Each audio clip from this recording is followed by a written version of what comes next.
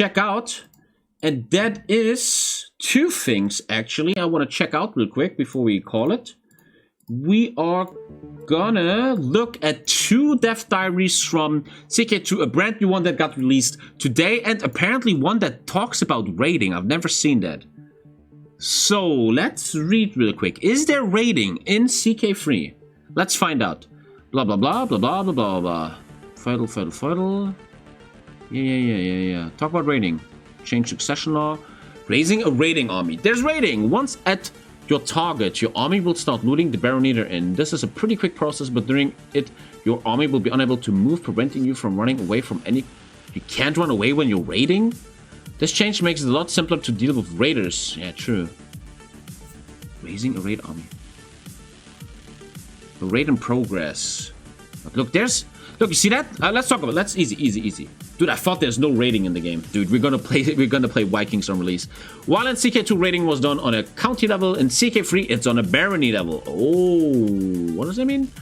Another difference is that in CK3 raiding no longer uses the siege mechanics directly, but rather a similar system where things like siege engines do not have an impact since you're raiding the countryside and not a castle. Another significant change is that if you beat a raid army, you receive all the gold they're carrying. Oh, that's cool. This means that even if you cannot respond instantly to a raid, it is still very much worth it to beat up the raiders. One thing I want to say about raids though is in CK2, and I think everybody who did it knows this, raiding was completely and utterly overpowered. It was so overpowered. You made so much money, you destroyed all your enemies, you could raid them and then invade them so they have nothing left. You always got crazy bonuses, like you became a berserk and warrior of the sea. Very, very broken. Just like CK2, raid army is limited in how much loot it can carry based on the army size. Loot is deficit once the army is back in friendly lands, blah blah blah. On the quality side of life, we now show on the map what provinces have already been raided. Oh, nice. You see that? I was about to say, the 3 torches here on that ship means you can raid in the game. You can raid. That's it, man. You can raid. Dude, why did I think you couldn't raid in CK2, in CK3? That changes a lot, man. We're playing a lot of Vikings, man. I'm very, very excited. Very fucking excited, man.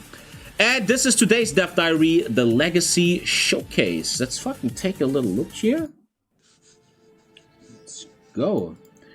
Okay, what do we got? Greetings, I'm Alexander Altner, the lead game designer. What's the time? I gotta watch football. On CK3. It's been a while since my Dev Diary about dynasties, and we're thinking that you might be interested in what the other dynasty legacies have in store. That way, you have time to plan which legacies you would like to play first and perhaps even theorycraft a bit. Ooh. As mentioned in the Dynasty Dev Diary, you have to carefully choose between using your powers as dynast or saving up for legacies, or strike a careful balance. Unlocking legacies are a very long-term goal, but can radically alter the way you play the game. Because legacies are permanent, the bonuses they can vary are generally not as powerful as those you get from lifestyles. On the other hand, you can count on them. So this is pretty much legendary bloodlines. That's what it is. Depending on how you play, you will unlock varying amounts of legacies each game. If you carefully plan every child's marriage, it's possible to complete several tracks. So I get legacies by marriage? So when I marry, when I look for a wife, I look for a wife with a good legacy? But even so, the first one you choose is usually the one that will truly define your dynasty. The cost of legacy is static, and each step in a track gets progressively more expensive. The first step costs 1000 renown, the last one 5000. While most tend to unlock one full track before moving on, as the bonuses get progressively more powerful, it is a legitimate strategy to pick cheaper ones first. Let's briefly go through them. Here we go. That's actually really interesting, man. Okay. Warfare. Can't really click on it. The Warfare Legacy mold your dynasty members into competent knights and powerful commanders.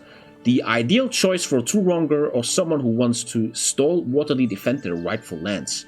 Personally, I find that the Warfare Legacy track does really well when playing in an area where you are likely to get attacked, such as when playing Tribal or in the crossroads between India and the Middle East. So, like Vikings, you know. The first Legacy, House of Warriors, makes every dynasty member have an additional +2 prowess skill. What is prowess? What does that mean? Germans, what is prowess? As well as increasing the effectiveness of knights by 15%. Will Vikings have knights? They might have berserks, right? A very powerful early game legacy, and the only one that objectively increases your military might. Combat skill. That's dueling ability. How's that good in the early game? Dueling is never important, most of the time. Generational belligerence reduces the cost of going to war by 20%. Ouch. Primarily making conquest and third-party claim wars easier to declare war. A good legacy for those that want to grow fast. This sounds like the first legacy that we are going to take on release when we're playing Vikings. You get then the Squire Traditions, makes all members gain 10% more martial lifestyle experience. You will see similar bonuses in other trees and other lifestyles. So that means if my family is a warrior family, it gives a bonus to the entire family. Everybody in the family gets a 10% XP bonus in warrior legacies. And finally, you get, second to last. The Inherited Tactics is a fantastic legacy for winning wars, as it gives your dynasty members +5 advantage when leading armies. As you will eventually experience advantages, the main deciding factor in wars. Dude, that seems broken then. +5? Jeez. Having an extra +5 is truly huge. Imagine multiplayer and you're just a trader and then a +5 advantage dude comes at you. Finally, you get the Private Army Legacy, which unlocks a slot for men-at-arms. This is not to be underestimated, as there are no other sources of additional men-at-arms slots except for increasing your tier. Additionally, it also gives you access to the House Guard Regiment, a special regiment of heavy infantry, MAA, that is free, but takes up a man-at-arms slot, and can't have its size increased. This makes even a lowly count of your dynasty able to field a very big force. That sounds like what we have to take as the Vikings. Interesting, very interesting. That's the warrior stuff. Okay, 6 problems are found. Yeah, I'm gonna uninstall Horizon Zero Dawn and then it's 5. Lore. The lore legacies, I never really care about lore. That's like diplomacy, right? Let's see what it got.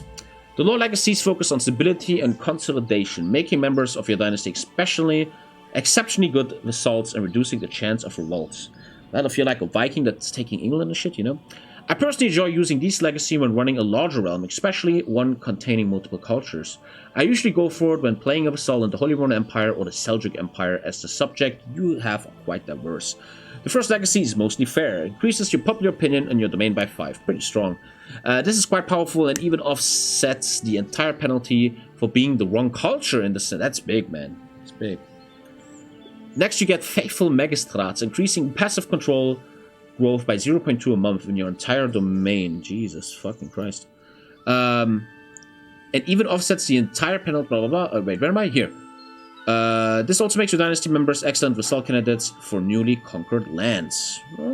Power and Prosperity boosts your stewardship by 10%, okay. Then you get Delegated Authority, increases your powerful vassal opinion by 5, which is an insignificant, well, yeah, +5 opinion, okay. Again, I already kind of predict you will never see me take this. Finally, you get Home Estates, which increase your domain limit by 1, which is a fantastic bonus to have. Okay, sure. Okay, I don't know. Guile. Is that money making? Is that money making? No, it's Intrigue. It's Intrigue. Here we go. Intrigue. The Guile legacies are optimal for those who want to rule as dreaded tyrants or murder their way to the top. If I know that keeping my realm together peacefully isn't an option, then this is what I will pick. The increase in dread gain is invaluable when starting off, especially if I need to get my plans going quickly. In Spain, for example, there's just no time to waste in uniting the lands, so ruling through fear while removing my brothers one by one is a legitimately good way to play. Yeah, but couldn't you also do that without that legacy, you know? Thank you, Liddy. Generally, I'd avoid picking these legacies as I was planning to have a lot of dynastic rule. The first legacy is Omnious Reputation, increases your dread by 20%. Dread is like Intrigue, right? In a way. Something like that. Long Reach increases hostile scheme success by 10. Natural Schemer increases lifestyle by 10. Venile makes tyranny decay 20% faster. And finally, you get the Family Connections Legacy, which gives each dynasty member a major chance of avoiding one successful murder scheme targeting them. Again, I don't think you will see me ever take this. I just gotta be on. I don't know. Probably maybe for achievements or something, but in CK2, you're either a warrior or you're moneymaker, right? You sometimes take priest for missions, but yeah. I want to see moneymaking. Erudition? Is that moneymaking? Which one is moneymaking? Glory? I don't know. Blood. What's blood? The blood legacies were briefly covered in the previous Dev Diary and remain my personal favorite. They affect the inheritance of traits and can even make your dynasty known for showing certain traits. Oh, I like that. You guys know I like to roleplay and like having the strong trait in my Viking family. Oh man. Here we go. Noble Wains has 2 bonuses. Firstly, it improves the chance of inheriting a good trait by 30%. And then it adds 30% to the small chance for new genetic traits. That's really good. That's really strong. That seems like the first one to take in the game. Quite a good starting legacy. There you go. Allowing you to kickstart. That might be the first leg. That might be the meta. You should always maybe start with Noble Wains. Like, you find your first wife is 16-year-old with genetical traits like genius or strong, and then you take Noble Wains quickly, and then you will have a lot of genetical traits in your family. That seems very meta. The next one is Convergent Blood increases the chance of reinforcing genetical traits by 30%. This means that the offspring of a character with the first level strength generic trait will have that much more chance of getting the second level of strength. Wait, there's different levels of genes now? Thank you, Amlopol. That's a... Wait, what? Look, in CK2 there were strong, genius, quick. That's it. You're telling me in CK3 there's level 1 strong, level 2 strong, level 3 strong? That's amazing. Is that confirmed anywhere? Yes, your genes will ramp up. That sounds cool as fuck, man. Dude. Next you get Resilient Bloodline is much like Noble Wains, but it reduces the chance of getting bad genetics for 40%. That seems like a really important thing to take, man. Check the Gene Diary. Oh, I did not check the Gene Diary, man. But I have to stop after this. Lisa's waiting. We want to cook together. Next, you get Architected Ancestry. Allows you to select one of the following traits to more commonly appear. You can choose... Oh, here we go. They tell us the ones. Here we go. Here we go. You can... Oh, they're kind of telling us the traits now. So there's Beauty. Tier 1, meaning there's 3 tiers of Beauty. Physique, which is like Strength. That's what we're going for with the Vikings on day 1. Level 1, 2, and 3. Intelligence, which is like Genius. Pheasant is like more fucking. Giant, Dwarf, Scaly, or Albino. This one is fantastic for role-playing. As having a dynasty of, for example, giants makes for a very interesting story. Oh, I'm loving this. I cannot wait for this fucking game. I am so fucking excited, man. With every day that passes, I cannot wait for this game more. Historically, there were definitely families known for sharing specific trait, flattering or not, blah, blah, blah.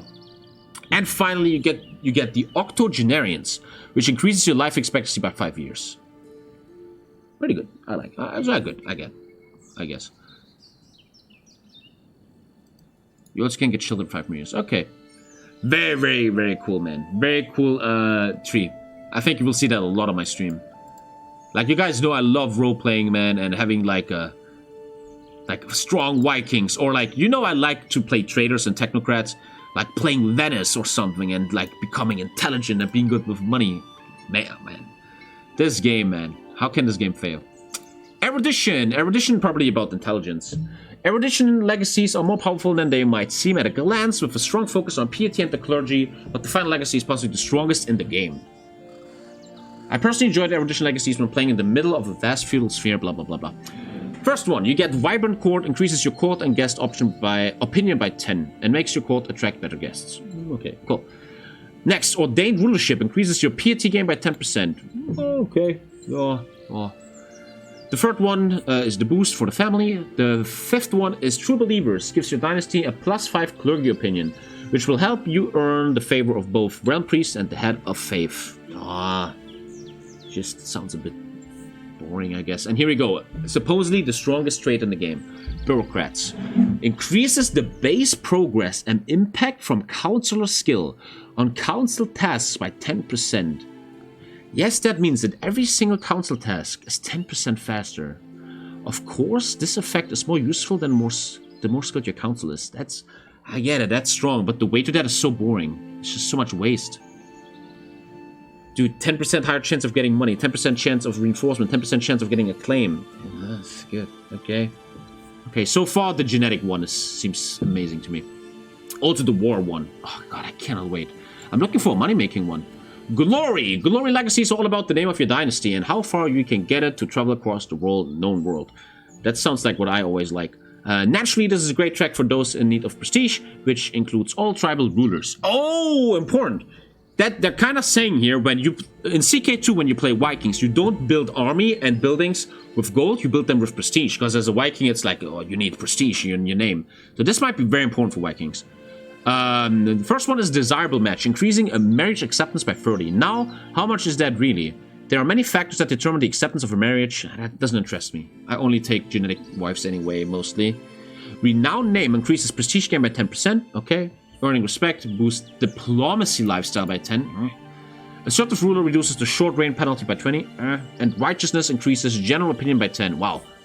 I thought this is going to be amazing. This seems to be the worst of all. Who cares? Who cares about marriage, desire? If you know how to play the game, you get it anyway. Just send them a gift. 10% more prestige. Okay, yeah. This one, whatever. 20% short reign penalty goes away. Whatever, if you know what you're doing. And plus 10 opinion. Strong, but taking all of this shit for that? Wow, very underwhelming to me. For now, I don't know. We will have to see what it does in the game. Dude, there will be achievement where you need all legacies unlocked. And the final one, kin. Okay, there's no money making, it seems. Okay, here we go. Kin. Finally, the kin legacies are tailored for those that want a truly vast dynasty, where members help each other and rarely quarrel. I like that. Now, there's no better legacy for those that want a big realm where most results are of your own dynasty. I love that. I always want to install my own family everywhere. Your kin will tend to be well educated, and keeping the peace is easier when you can use schemes such as sway or befriend, or even seduce, against your kin with ease. I really enjoy this legacy track when playing a polygamous faith, for example when playing a clan ruler in the Middle East, as they are motivated to keep a large dynasty regardless. Number 1, Bounteous Loins increases fucking by 10%. That's pretty strong. Fucking is always important. Second one, Studious Youth makes it much more likely for members of your dynasty to get good educational traits. Nice. Constant Care increases spousal opinion by plus 10% and lowers the chance of complications during pregnancy. Also nice, I guess. Okay. Close Bonds gives a dynasty opinion of plus 5. Okay. And finally, Graceful Aging makes it so that your dynasty members do not lose prowess with age. Normally, older characters lose prowess with time, making a once great knight. That seems a bit OP. That means if you're 80 years old, you're still an amazing knight. Okay. Very interesting. Very interesting. To me, obviously, very, very much, especially in the beginning when I play Vikings a lot on release. Warfare, obviously, and the genetic one looks amazing, man. Where's genetics again? Blood. It's called Blood. Isn't it called Blood? Yeah. Blood seems amazing, man. Blood seems really, really good. Man!